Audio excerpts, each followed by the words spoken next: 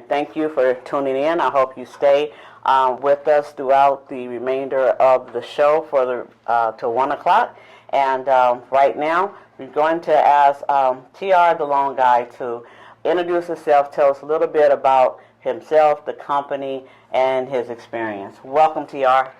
Thank you, Dr. Barnes. Thank you very much for having me on the show. A little bit about myself. I have been in the mortgage arena for over 18 years. I started back in '04, got my big break with Lehman Brothers, a small business finance before they went defunct. Started as a processor, worked my way up to become an underwriter. From there, I was a team lead. I was a training partner. I actually trained underwriters. I became an underwriting manager, also a underwriting branch manager, and from there became a loan officer and then broker as we are today. The deal about myself, what makes me unique, I'm a unicorn. I've been on the operation side and I've been on the origination side. So as an underwriter, as an underwriting trainer, as an underwriting manager, I know the programs. So when you call me, I tell people, use my expertise. I've been in this arena for a very long time. Use me for the knowledge. And when you come to us, I pre-underwrite every file. We look to make sure that there's nothing that's out of place. And so by the time we actually submit it to the underwriters, we are getting these loans closed in about 15 days. And it's been crazy. You know that. Yeah, I've witnessed that you've gotten them closed in like 2 weeks. Well, thank you for that. I appreciate that. And as you just mentioned that you're a loan broker, and a lot of our people in the audience may not understand the difference between just a loan officer and a loan broker. And I know we've worked some difficult situations, and yes, we have. No matter what the circumstances are, you can tend to find a solution for them. So can you explain this little difference between just a loan officer and you as a broker? The difference between the loan officer and a broker is like myself. I'm a mortgage broker. I have relationships with over 30 different lenders. So when you come in, let's just say your FICO score is a little bit lower and it doesn't meet that particular bank's or credit union's program guidelines, well, I have a program for you for not so good credit. Let's say you want to build from the ground up. Well, I have construction programs with different lenders that we can get you from the ground up. If you want to put a pool in your backyard, I have a renovation loan that works for you.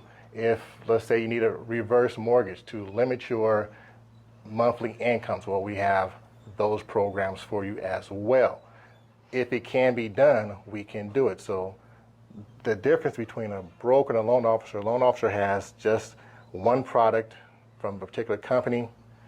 Brokers have multiple products from a wide variety of companies. So pretty much that's it. Yeah, I appreciate that, because the way my clients have been able to benefit is that, usually I refer them over to you and you do the fact finding, that you can get into the details of what they're really dealing with, what's on their credit report, what their financials look like, challenges and concerns, and then from your array of options that they have, you can figure out which best fits for them. And I really appreciate that, because a lot of them are getting turned down because the Pacific credit union or bank they're working with, they just don't fit in, like you say, their model or their overlay. And sometimes I found with the home assistance program, or even like, we got the CalHalfa grant out there now. Yes, we do. And when things start coming out, and it's like you have to find the lenders who know about the program, and key is willing to do that extra paperwork. Because I had lenders like, I don't do home assistance because this is too much paperwork or whatever. And so we have to understand that we need to have options. And so you've been a very valuable strategic partner of mine, and I just want to just put that out there and let people know there is a difference, and you can work with them. So appreciate that. Well, I will say this, Sharon. You and I have worked together for multiple years, and all of our deals, whether they're the easy ones or the challenging ones, it's always been a great journey with you. Yeah, exactly. Like I say, right? Exactly. And I always tell the clients, you want to have options. Yeah. I liken it to, you can't typically go and order a Big Mac at Burger King. But what if you could? Right. What if you could? In this world of mortgage financing with a broker, you can. You can say, hey, this is what fits me. You come to a one-stop shop, and like you mentioned, what if you need down payment assistance? Most banks and credit unions don't offer that. Some do, but most of them don't.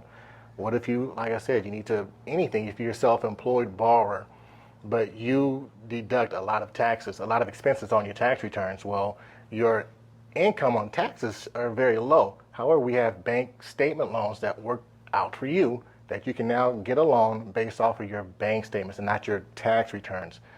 And I want to talk a little bit because you mentioned the underwriter several times about you not only working as an underwriter but training underwriters. And underwriters are these people that we hear about and that loan officers call us about, that the underwriter needs this, the underwriter's questioning that, but we never have direct contact with them.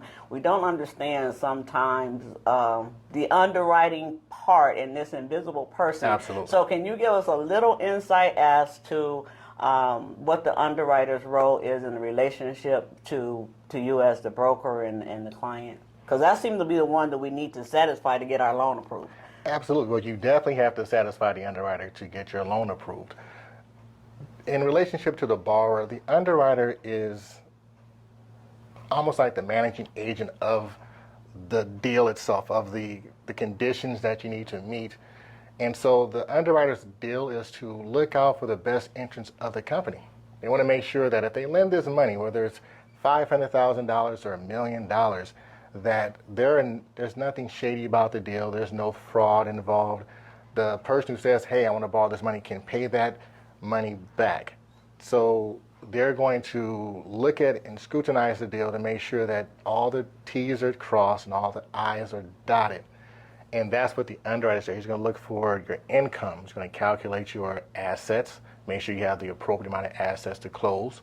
He or she is going to look at the property profile, the title report, to make sure that there's nothing on title that's standing out, any judgments or anything like that. Make sure that you are who you say you are, looking at your Social Security to make sure everything matches the file to the T, okay? Exactly. So that's what you got to go through now. And today's standards, now, underwriters are a little bit different than they were back in the day. We had to do a lot more back in the day, years ago. And now, you have underwriters who are coming on, it's no fault of their own, but they're new, and so they're going by what they were taught, and they're really sticking to just the basics. They're not thinking outside of the box. Well, that's why you have somebody like me to think outside the box for you. And when they ask for items, if that item is not according to guidelines, I'm saying, hey, this is the guidelines that Fannie Mae, Freddie Mac, or FHA has in this regard. Why do you asking for that? Why do we need that?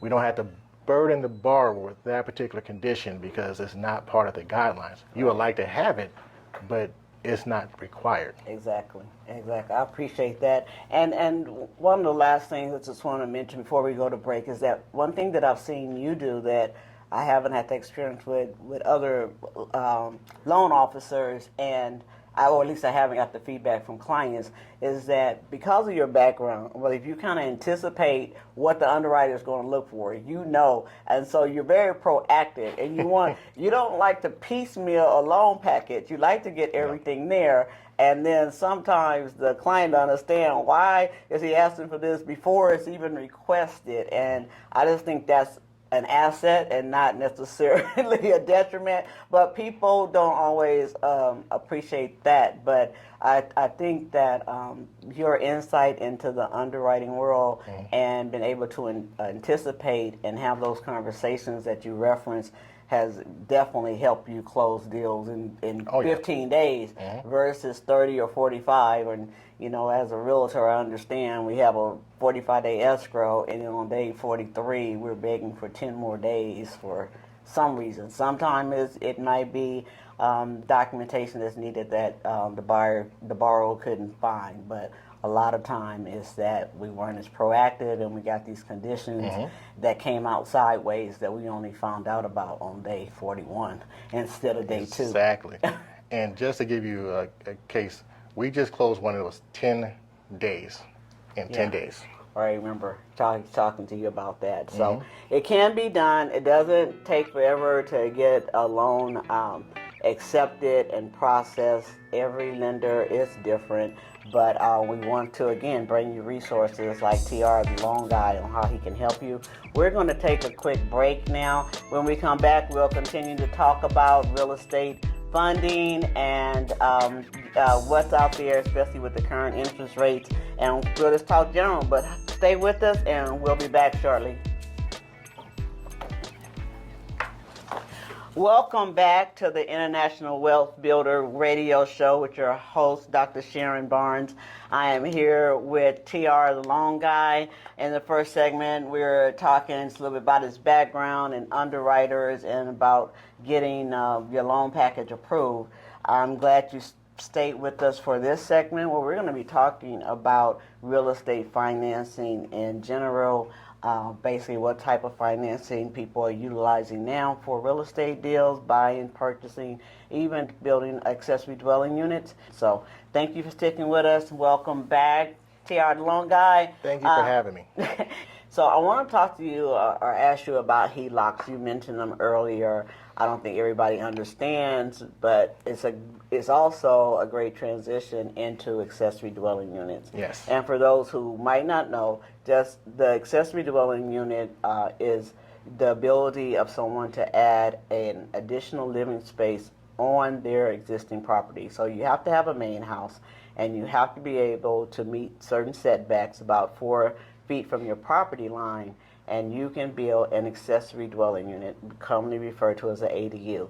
A lot of people are doing it. I've really been engulfed in this for over 3 years now, and like I said, I've talked to hundreds of homeowners, and we are learning. The laws are evolving. They just updated this past July. We're anticipating another big change at the first of the year. But accessory dwelling units are a way for us to be a part of the solution for a housing shortage. It's a way to create generational wealth, and it's a way for us to take care of our loved ones and to provide housing, affordable housing, okay? And, you know, we have traditional investments where people have, to the flipper, the buy and hold or whatever, and everyone always says California property is so expensive. And yes, it is expensive, but one of the ways right now that you can cash flow and leverage California real estate is to add that accessory dwelling units. Because from what I've seen, no matter how much it costs, the rental income and the benefit to your family and what it could do to your economic wealth, it's more positive, okay? So I want Terrence to talk about the Heloc, because I found that a lot of people are using Helocs to finance their accessory dwelling unit, and these are usually our young homeowners that's bought in the last 3 to 4 years or 5 years. So I just want to have more understanding of that and how it relates to accessory dwelling units. Absolutely. I'll actually talk to you about 2 ways to finance your ADUs or accessory dwelling units. But before I say that, I have watched you over the last few years become from a novice to an expert in these ADUs. Thank you. Out there in radio land, if you have questions about an additional dwelling unit, I'm telling you, Dr. Sharon Barnes is the person you want to talk to. She is a wealth of knowledge when it comes to these things, okay? Shameless plug for you, but it's the truth. Thank you very much. Appreciate that. You're very welcome. Before I get to the Heloc, there are 2 ways, or 3 different ways. You have a traditional cash-out refinance, and that cash-out refinance is you have to have equity in your home currently. You can tap into that. You can tap into that equity, and usually up to between 80 to 90% of the home. If you have equity, you can bring that out as long as you meet the criteria with FICO score. As long as you meet the criteria where you can meet the minimum payment requirements. Okay. Go ahead. Okay. So we're going to have to take a break here. Okay. I am so sorry. No problem. Okay, I asked a very complicated question, but we're going to take a break. Please stick with us so we can talk more about the Helocs and financing your accessory dwelling unit. We will return after a short break.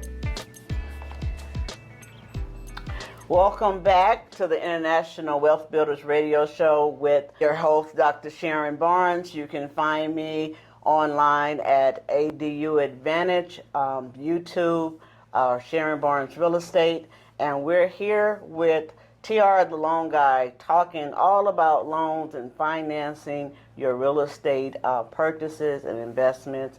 And we're getting into my area that I love, accessory dwelling units. So, T.R., you were continuing. You were telling us about how to finance different products and ADUs. Well, absolutely. Again, we have roughly 3 basic ways to finance the ADUs besides you just paying out of pocket. The first was a traditional cash out refinance loan of your property. As long as you have equity in the home, we can go up to, in some cases, 85 to 90% of that, and you can pull out the equity of the home and utilize that to simply pay for your ADU. Once you close this loan, the cash is deposited into your bank account. You then take that money and you can pay your contractors and all of the things that we need, okay? The second way to do this is, again, you have to have equity in the home, but we can do a Heloc, a home equity line of credit. And what the Heloc is, again, you have to have equity in the home. We tap into that equity, but we don't refinance the entire home. We only refinance a portion of that equity. So you still have your first mortgage, we don't touch it, but now you have a second mortgage, which is a Heloc. And normally a traditional Heloc, you have 2 different ones. You can have a 30-year Heloc where you have 10 years and you can have 20 years to pay it off, or you have the ones that we kind of go into now where you have a 20-year Heloc, 10 years you have a line of credit where, let's say you get $50,000 out, you can utilize that line of credit, you can pay it back, you can utilize it again for up to 10 years. After the end of the 10 years, that line of credit is closed, and whatever has not been already paid, so let's say you have $25,000 still owed on it, now you have 10 years to pay off that last 25%, and then once that's done, it's closed. So the difference between a cash out and a Heloc is a Heloc, you're going to have 2 separate mortgages. The first, which is your main, and the second was the line of credit. And you pay that off as by the end of the 20 years.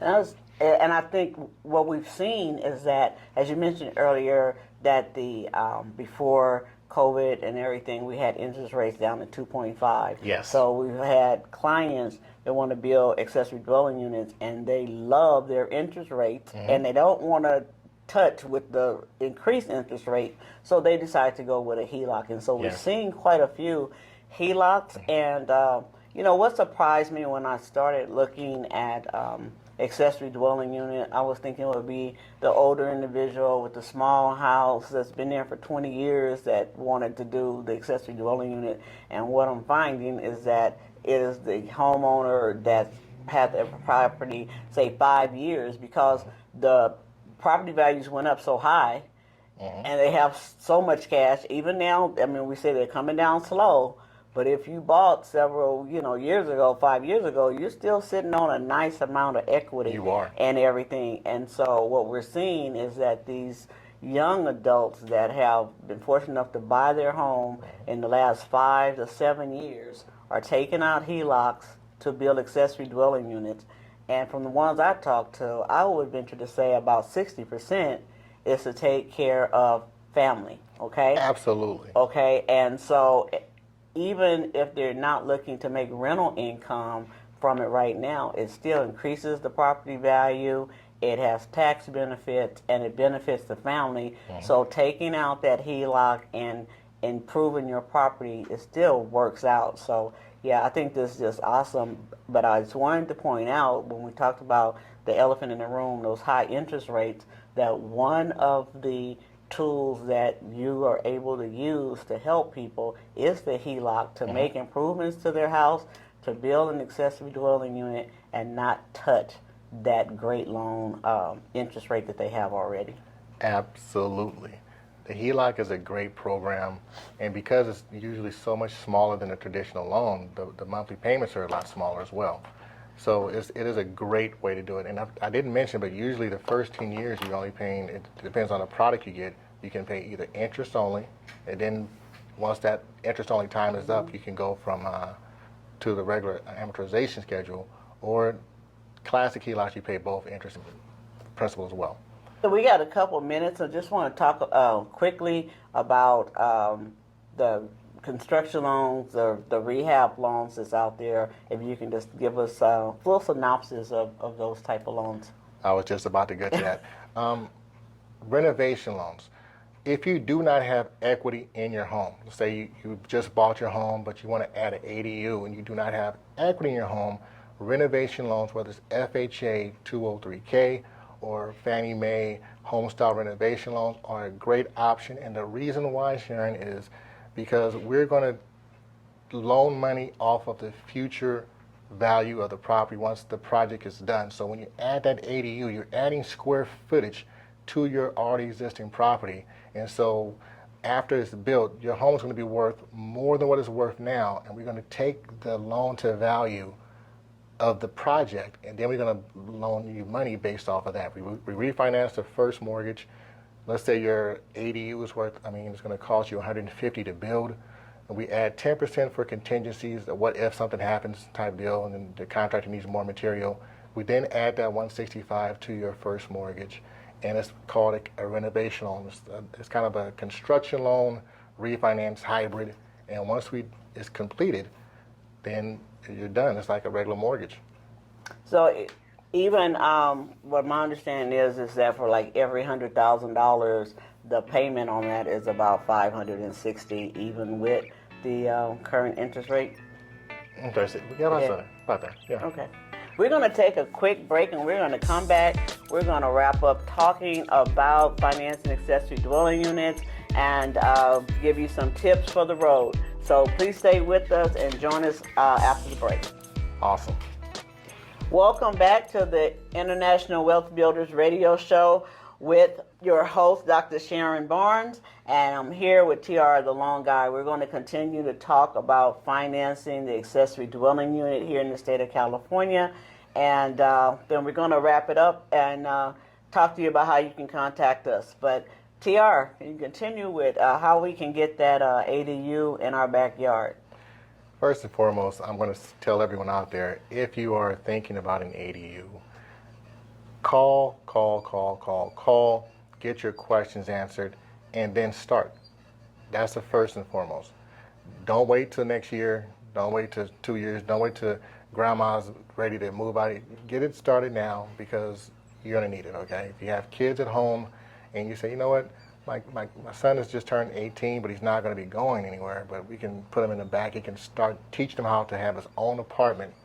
So by the time he's out there on his own, he'd be used to living in a separate environment.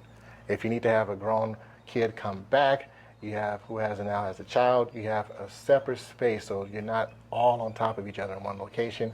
Or you can use an ADU to build rental income. Again, get the information. Dr. Barnes is phenomenal with how to get the ADU built. Give me a call, and I will show you how you can get it financed, okay? But again, HELOC, cash out, or renovation loan are the typical ways of getting your ADU, your pool, your reconstruction financed for you. Yeah, and as you said, there's so many reasons why people are building accessory dwelling units, and we talk about phases. It's like when I'm talking to clients, it's like we have to think about things in phases, and like you say, Yes. get started now. And with some of the loans that you've mentioned today, it's like there are some challenges sometimes when we don't Absolutely. fit into any of those loans. I mean, we may have to go hard money. We may have to take advantage of some program. But if we can do that for phase one, once the ADU is completed, and we can get it reassessed, like you said, that after value, because it's going to bring up your property value, it's going to increase your equity, it's going to, change the income rate. Then you can go and refinance into something that is more, amenable to you, okay, Absolutely. and better for you. And so a lot of times when we talk, we're trying to get from my dream to the ADU, and there's so many moving parts, and that's why you need a good team. you need a resource, and I'm trying to fill that niche. I'm here for consultation to help you build an A team that can help you make that ADU a reality, education on the laws, the changes, what you can and can't do. But together as a team, we can get it built, because we know that a lot of homeowners have never been builders or developers before. They are allowing us to become developers, right? All right. Absolutely. But it's worth it. And again, we're just wanting to be part of your team to make it a reality. So, TR, how can they contact you? Tell us. I know you're TR, the Loan Guy, online. How can we get in contact with you? All right, guys. My name is T.R. McCarthy, TR the Loan Guy. So you can reach me at number 951-399-2002. Again, that's 951-399-2002. Go to the website, trtheloanguy.com, trtheloanguy.com. You can reach me on YouTube by, again, YouTube, and just search TR the Loan Guy, all one word. Facebook is facebook.com/TR the Loan Guy. And Instagram is, guess what? Instagram/TR the Loan Guy. If you don't mind me just saying something really quickly, you mentioned teams, and you know me for many years. Yeah. I've preached this to realtors and clients, the importance of having a team. For clients, you need to have a mortgage professional, you need to have a real estate professional on your team that you can call. That's not just looking to make the deal. The deals are going to come, the deals are going to go, but you need to have somebody that you can call, even without a deal. Hey, this is what's going on in one of my family members' life. What is this the right time? What do you think? Give me the answers that I'm looking for, and let that professional give you the market synopsis, okay? As a realtor or real estate agent, you need to have a team of people. First of all, you need to have a mortgage broker on your team. I don't care. I know some people have in-house mortgage guys, but you need to have a mortgage broker for you that has multiple programs that can help your clients. You also need to have a contractor that you can call. You need to have people who do carpet. You need to have people that do flooring. So when your clients call you, you have the answer. Hey, I got a guy that can help you with that carpet. I know a guy that can get you finance as long as you're motivated to get finance, and you are the person that helps them out. You're the go-to person. Great. You know we're in sync with that. So I am Dr. Sharon Barnes. I'm the owner of ADU Advantage. You can find me online at ADU Advantage. On YouTube, my website, aduadvantagenow.com. Also, general real estate information under SharonBarnesRealEstate.com. And you can reach me at 909-708-5263. 909-708-5263, and I am here to help you put that team together. As TR said, you need a team, the architect, the designer, everyone. And then sometimes a lot of my clients, they need someone to just walk with them.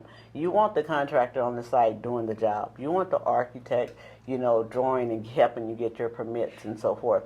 But you may need someone like me to walk the walk with you, to go through the journey so that I can help keep you on point. I can anticipate and interpret what's going on, make sure that what we agree to will be the outcome. We're able to help if you're a do-it-yourselfer or if you need hand-holding from A to Z. We have resources, we have education, and we have the patience and the knowledge base to make your ADU a reality. Thanks Absolutely. for listening in. I'll see you next month, where we will have Catherine Peoples with us, who is the administrator of the $40,000 Cal HAPA grant for ADUs. She will be here to tell us how we can take advantage of that. Enjoy the rest of your holiday weekend, and I will see you next month. God bless. TR the Loan Guy checking in. Remember, if you enjoyed this video or you like our channel, please hit the like button and subscribe to the channel. It goes a long way to promote our information across YouTube, Facebook, and Instagram, to promote it to others just like yourself who may find this information informative. And drop a comment down in the comment section and let me know what topics you want me to cover in one of our upcoming video posts. And we'll get back to you with the video that answers your question. TR the Loan Guy, signing out. Have an absolute wonderful day.